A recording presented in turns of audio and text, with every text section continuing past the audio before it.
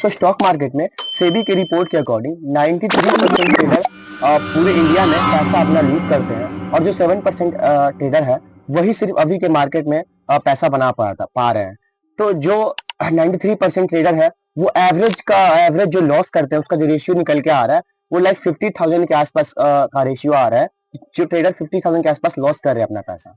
तो आप लोगों को टेंशन लेने की जरूरत नहीं है, क्योंकि मैं आपको सारी चीजें सिखाऊंगा कि कैसे आप मतलब बिना लॉस किए एक अच्छा प्रॉफिटेबल ट्रेडर बन सकते हो। So hi, I am a Vicky, I am working last 3 years of stock market.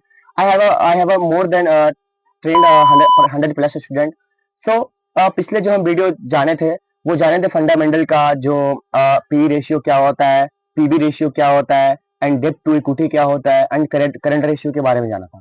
तो वो हमारा फंडामेंटल का फर्स्ट वीडियो था, ये हमारा फंडामेंटल का सेकंड वीडियो है। तो लाइक अभी तक आपने उस वीडियो को नहीं देखा है तो पहले आप जाके वो वीडियो देखो, ताकि चीजों को आपको पूरे ढंग से एक समझ में आ पाए। ताकि अगर ये वीडियो आप देखते हुए फिर आप बोलोगे मुझे समझ में नहीं आ रहा, तो ऐसा नहीं है। पहले आप जो जाके देखो, मैं डिस्क्रिप्शन में इसका लिंक दे देता हूँ। तो पहले आप वो जाके देखो, तभी चीजों का आपको समझ में आ पाएगा। तो जो आज का टॉपिक हम क्लियर करने वाले इस वीडियो में, वो मेनली 3 टॉपिक हम क्लियर करेंगे और कुछ एडवांस भी इसमें हम जाने वाले हैं, क्योंकि आपको हम लाइव दिखाने वाले हैं, क्योंकि चार्ट पे दिखाने वाले हैं। तो अभी जो हम 3 टॉपिक जाने वाले हैं, वो पहला हमारा टॉपिक है प्रॉफिट एंड लॉस मतलब कंपनी का जो प्रॉफिट एंड लॉस कैसे चेक करते हैं वो हम जानेंगे। एंड दूसरा है हमारा बैलेंस शीट, कि कंपनी में कितना एसेट्स है, कितना लायबिलिटीज है।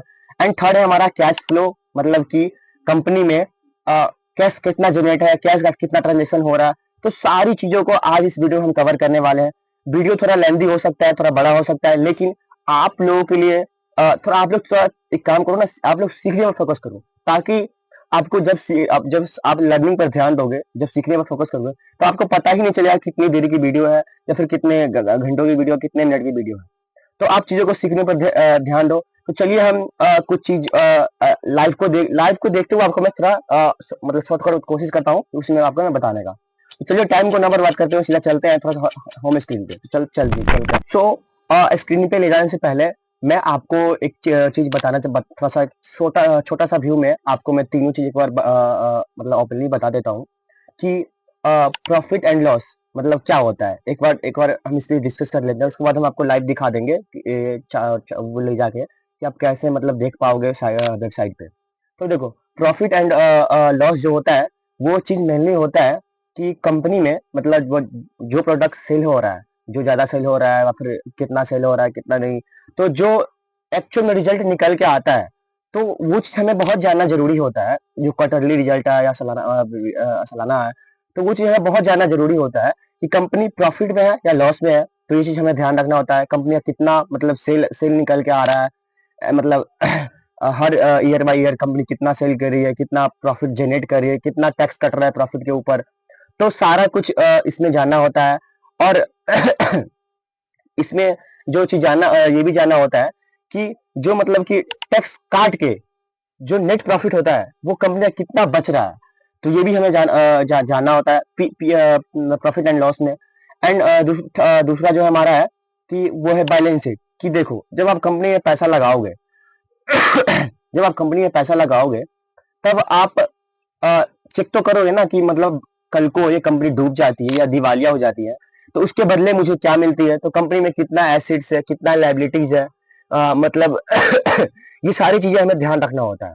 ठीक है। तो यही चीज अगर आप बिना देखे पैसा अपना लगा दोगे, इन्वेस्ट कर दोगे उस कंपनी में, तो कल होके आपका पैसा बुड़ भी सकती है। या फिर अगर आपने अभी तक इन्वेस्ट कर चुका है लेकिन आपने ये चीज नहीं देखा है, ये चीज नोटिस नहीं किया है, तो जाके आप ये वीडियो खत्म होने के बाद आप जाके वीडियो अपना खुद एनालिसिस करो, ताकि मैं आपको बताता हूँ। आप खुद एनालिसिस कर लोगे खुद से कि कंपनी में कितना एसेट्स है, कितना लायबिलिटीज है। तो हमें ये भी जानना बहुत ही ज्यादा मोस्ट इंपॉर्टेंट चीज होता है।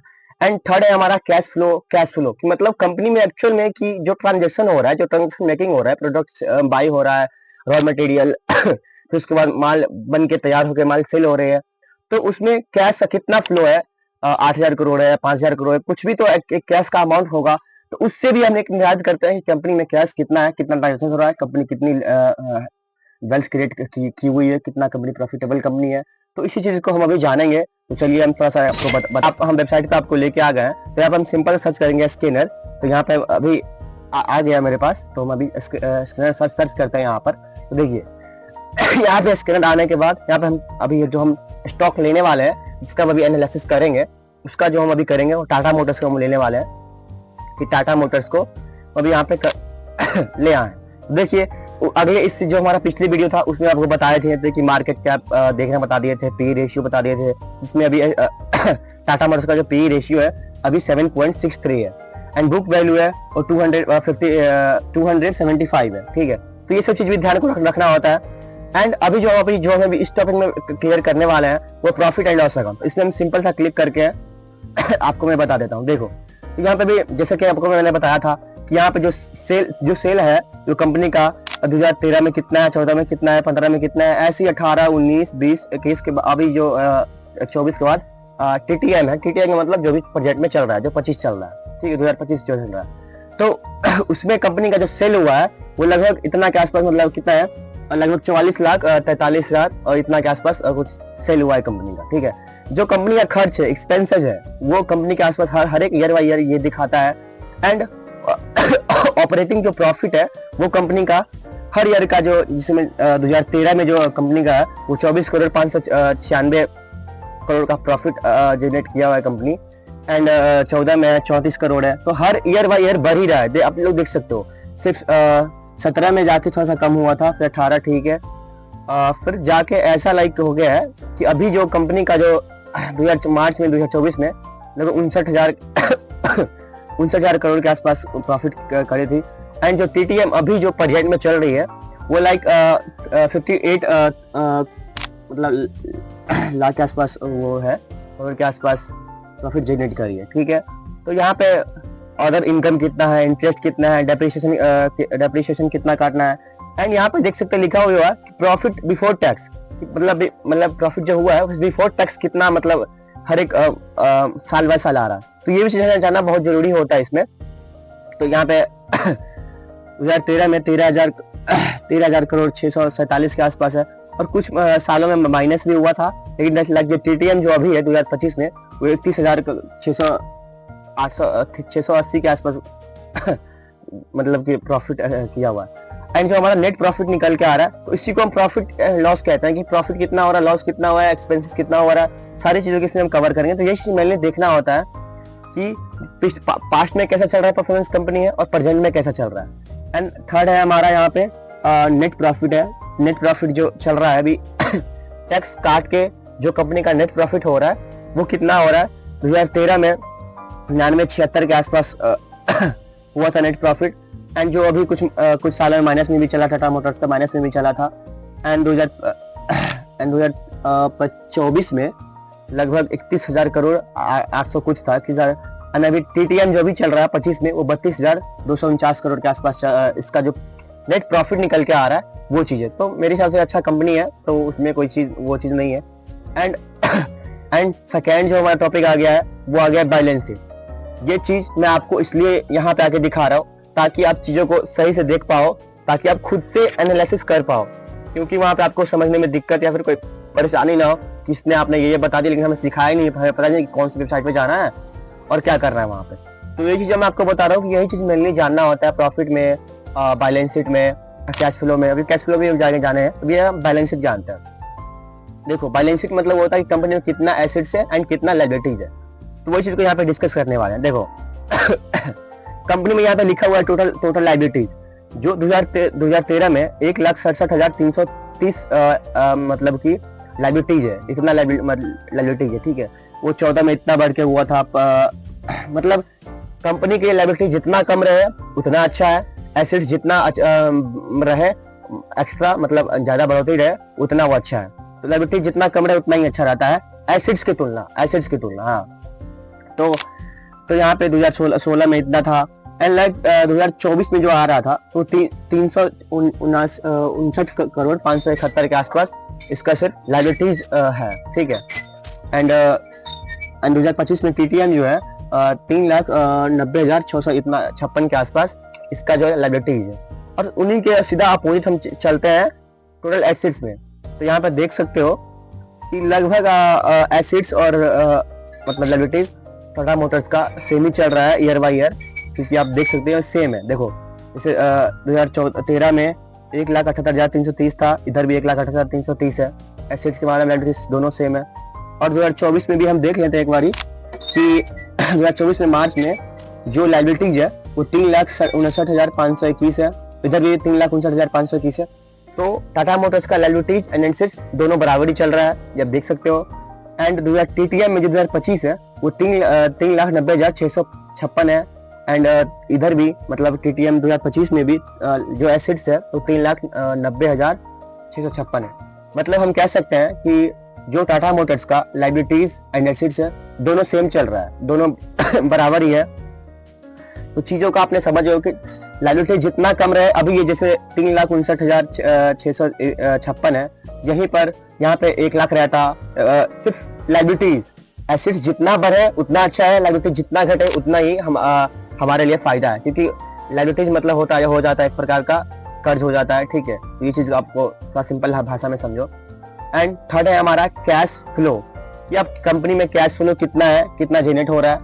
तो यहाँ पर भी आप लोग देख सकते हो कि नेट कैश फ्लो कितना है, यहाँ पर देख सकते हो। यहाँ पर अभी कैश फ्लो यहाँ पर लिखा हुआ है, यहाँ पे नेट कैश फ्लो जो आ रहा है देखो 2013 में कैश फ्लो माइनस में था, इतना कंपनी में 2499 कैश फ्लो माइनस में था। 2014 में जो मार्च आया था उसमें माइनस में नहीं था, 42,077 जो है वो प्रॉफिट, मतलब कि प्रॉफिट में नहीं, मतलब कैश जनरेट था, कंपनी में कैश था, ट्रांजेक्शन हो रहे थे कैश के।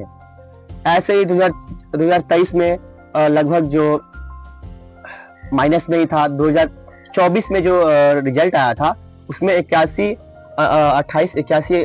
के आसपास कंपनी में कैश था। और 2025 का अभी नहीं दिया हुआ है, वो अभी जब आएगा तब आपको वहां पे शो कर देता है। ये 24 तक का डेटा है, तो वो अभी 24 तक ये मतलब कि माइनस में नहीं था, लगभग 8,000 के समथिंग, 8,000 के करोड़ के आसपास उसमें कंपनी में कैश थी, कैश का ट्रांजेक्शन हो रहा है। तो यही हमारा मेनली होता है कि कैश फ्लो का मतलब यही समझो कि ट्रांजेक्शन कैश में होना चाहिए, कंपनी में कैश कितना पड़ी हुई है, तो वो चीज जानना होता है।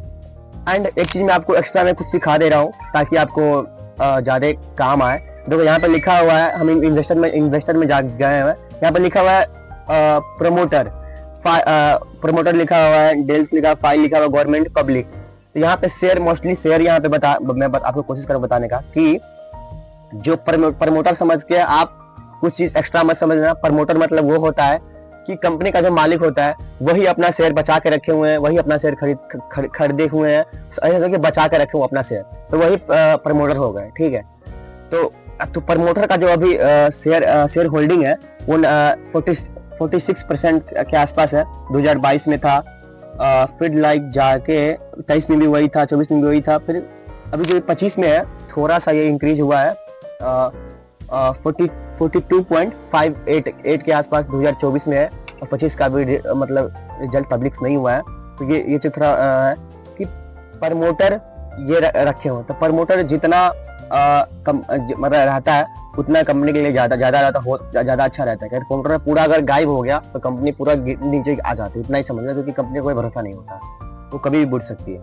और यहाँ पर जो पब्लिक है, गवर्नमेंट सब की जो सेक्टर की बात करेंगे वो एडवांस लेवल की है। तो पब्लिक जो है वो मार्च में 24% के आसपास था, यहाँ पे 2023 में जो था 17% के आसपास हुआ, वो थोड़ा कम ही रहा है। एंड जो पब्लिक जो अभी 2024 में दिसंबर 2024 में जो चल रहा है वो 30.91% के आसपास है, जो 2024 में चल रहा है। वो पब्लिक का शेयर होल्डिंग है, शेयर पब्लिक होल्ड करके रखे हुए हैं। तो चीजों को आप समझ गए होंगे, मैं उम्मीद करता हूँ। तो आगे का जो हमारा वीडियो होने वाला है वो फंडामेंटल हम 2 वीडियो में कवर कर चुके हैं। पहला जो हमारा वीडियो था पीवी रेशियो में समझा देता हूँ, इसमें हम आपको समझा दिए हैं कि एक फंडामेंटल चेकआउट कैसे करते हैं। आप पैसा कंपनी में लगाओगे तो फंडामेंटल कैसे चेक करोगे, दोनों ही वीडियो में हम कवर कर चुके हैं। तो दोनों वीडियो आपके लिए हेल्पफुल हो गया है।